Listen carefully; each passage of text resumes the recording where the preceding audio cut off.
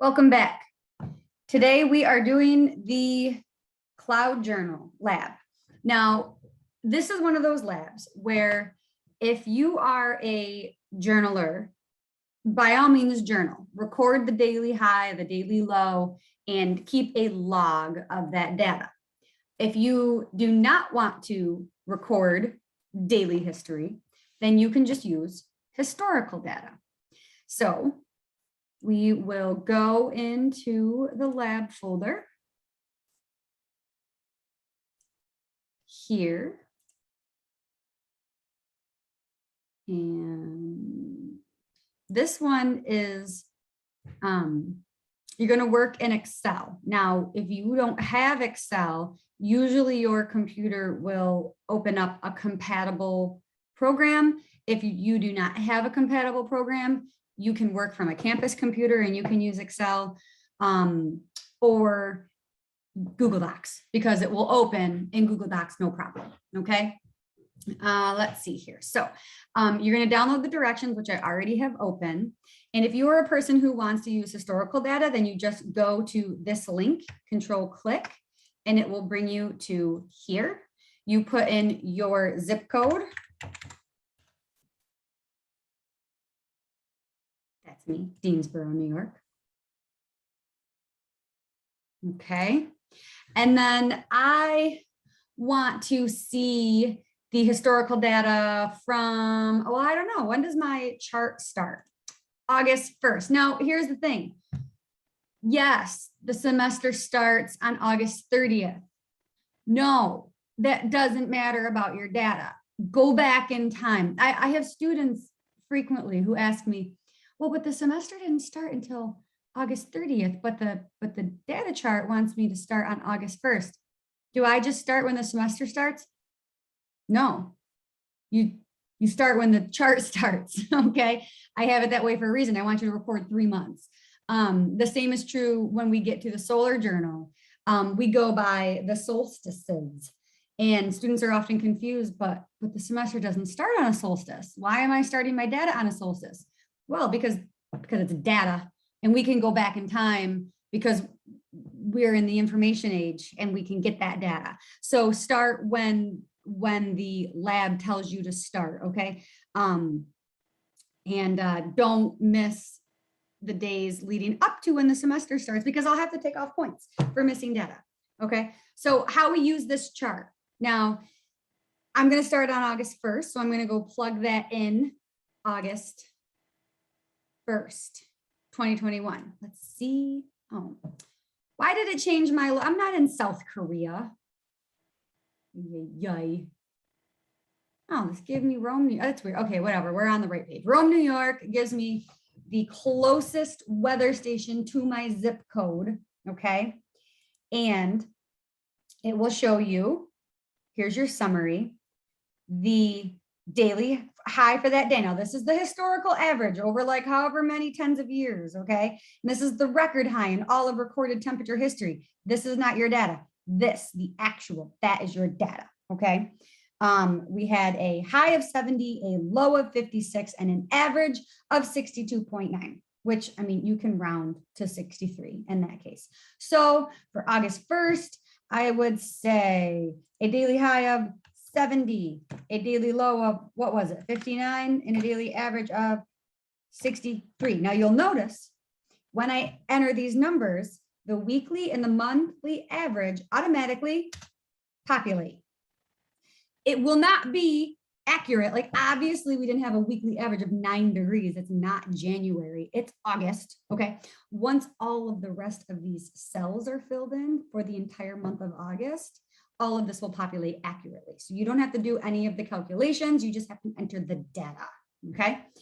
So we can change this to the weekly. Okay.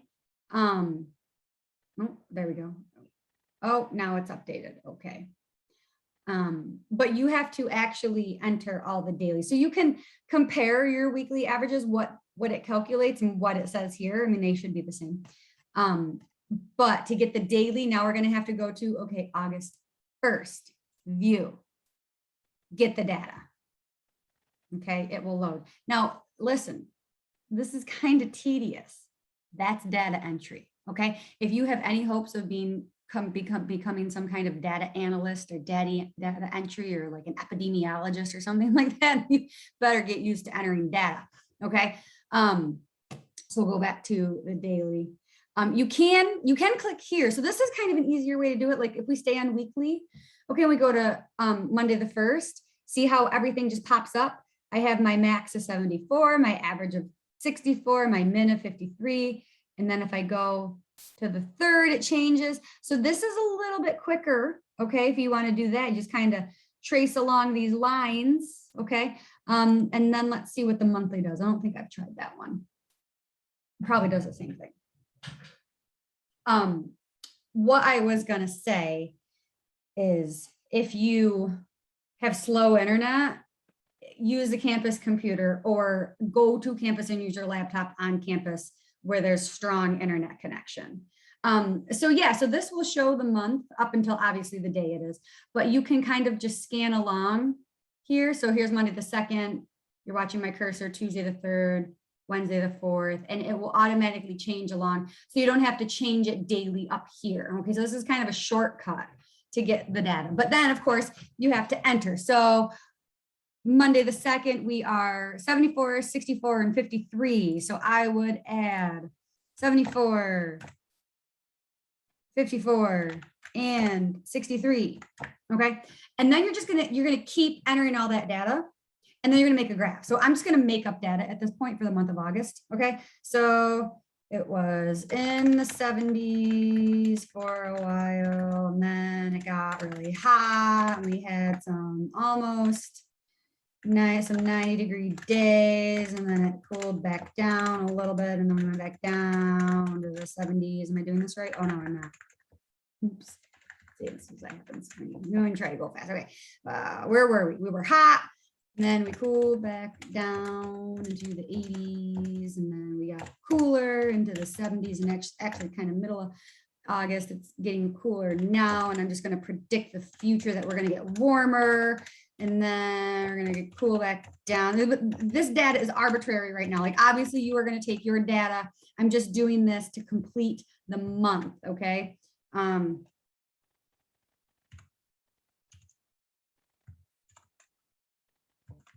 Okay.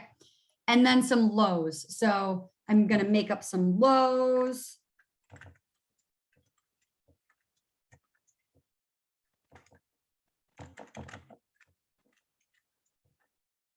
Where are we at? 19th. I'm just gonna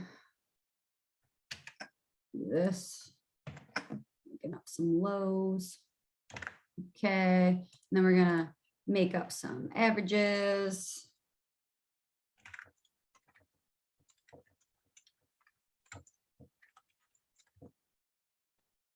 Oops. And then we'll just borrow these numbers. Again, this is obviously not what you're doing. You need to enter the real data. I'm just doing it to show so I can show you how to make a graph. Okay, that's it. All this data is nonsense. Okay, don't do that. Get the real data from Wonderground. I'm just doing this for an example of how to make the chart. Okay, because I want you to actually be able to see lines as opposed to just like straight lines. If you get a straight line, you didn't do your graph right. Now you can see these populated, okay, from our data. So now I need to make a chart for every month, okay? And I do that. Don't click A, B, C, D like this. It won't give you the titles, and it's a pain in the butt. You can't click in and change the names of the series. You have to like make a text box and put it over it, okay? It's a pain in the butt. Grab in the box. So click, hold, scroll over, get the whole month, and it will automatically grab the month if you drag your cursor down into the month column, okay? And then we go into insert line graph. This one. Oh, I got some wonky data. Well, that will tell you you got some wonky data. What's my wonky data? What's that? What did I do there? I missed something. Oh, it's my 5. Oh, and it fixed my line. Okay, I got a couple other wonky ones. Oh, these are high, so we'll make this hot again. Whoa, it's really high. And then now my one. Now, if you see stuff like this, that's an indication you did something wrong. Okay, this is like, it did not all of a sudden become 5 degrees on whatever day that is. Okay, I'll make it a hot day. Okay, so your data is in. Now, all of these automatically give a title, okay, of the line. So we have the daily average, the daily low, the monthly average, the weekly average, and the daily high. And I will make this bigger so you can see. Okay, the lines are the high, low, and daily. Okay, average, high, low, daily, high, low, and average. And the dots, you can see here, those are the weekly and monthly averages. Okay, so they're already labeled right here for you. The dates are there. The only thing that you have to change or add so you don't lose credit is the chart title and the axes. Now, clearly this is the date, but you don't necessarily know that this is temperature. This could be rainfall. This could be milliliters of rain. This could be inches of snow. This could be a multitude of different things. You need to write in the chart that this is temperature. Okay, so to change the chart title, and we're going to name this August, and it comes from the Rome Air Base.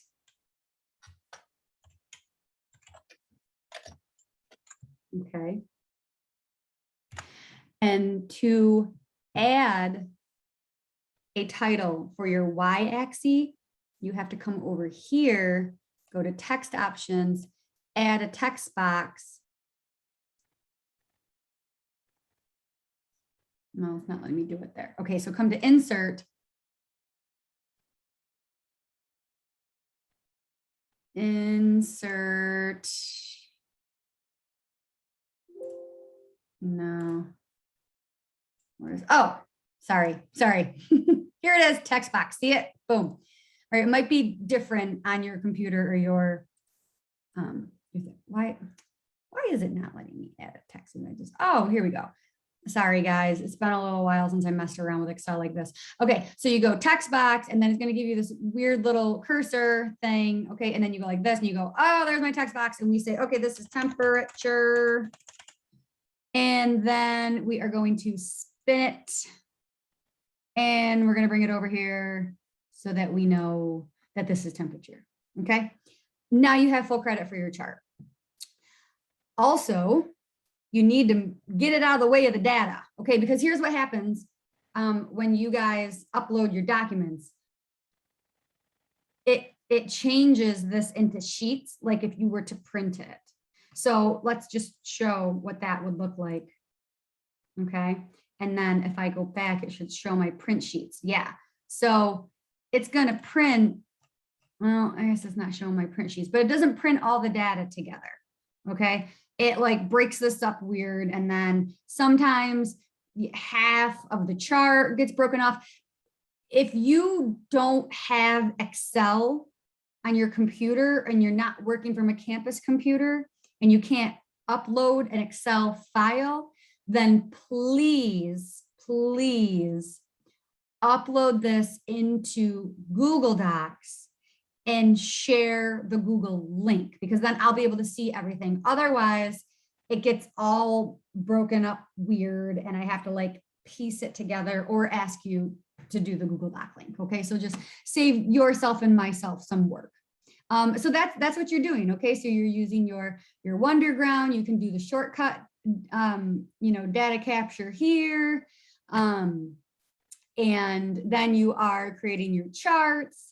A chart for each month. You make the chart by going like this, highlighting the data for that month, and then going to insert in a line graph like this one, because this one gives you the dots. Look at this one, doesn't show you the weekly or the monthly average. This one shows you the weekly and the monthly average. So we choose that one, and then we just go in, add our chart title, insert a text box to let whoever's looking at this know that, hey, this is temperature and not some other data point. Okay, so that's what I got for you. Have fun doing this lab.